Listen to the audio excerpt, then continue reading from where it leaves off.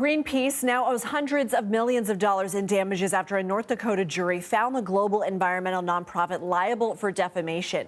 CBS News national environmental correspondent David Schechter joins us now. David, what's the background of this case?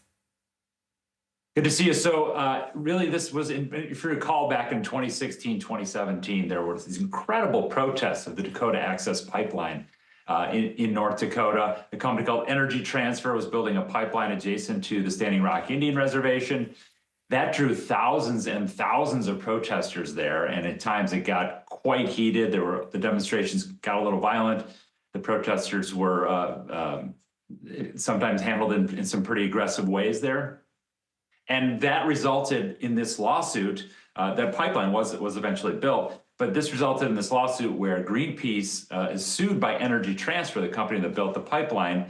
And Energy Transfer said that Greenpeace essentially played a significant role in fomenting the unrest there, and that had a major impact on Energy Transfer's business. So this is almost a decade ago. This case has continued forward, and there's a lot of resentment between these two parties, resulting today in the $660 million verdict against Greenpeace. Why is the verdict so consequential? On a couple levels. I mean, financially, it is a huge blow to Greenpeace. First of all, they were at $340 million was what Energy Transfer was initially asking for. And it turned out to be $660 million awarded by this jury, or potentially even more. Greenpeace had said that kind of money is 10 times more than we even have in our operating budget. This will bankrupt us. We'll no longer be able to do our responsibilities here.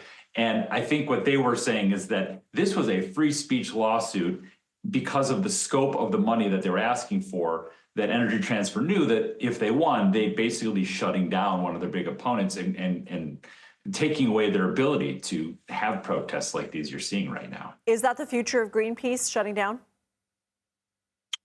I think the future of Greenpeace right now is appealing this case in North Dakota. They were very concerned about the jurisdiction of where it was, and they felt it was not in their favor at all. So the next step for them is to appeal.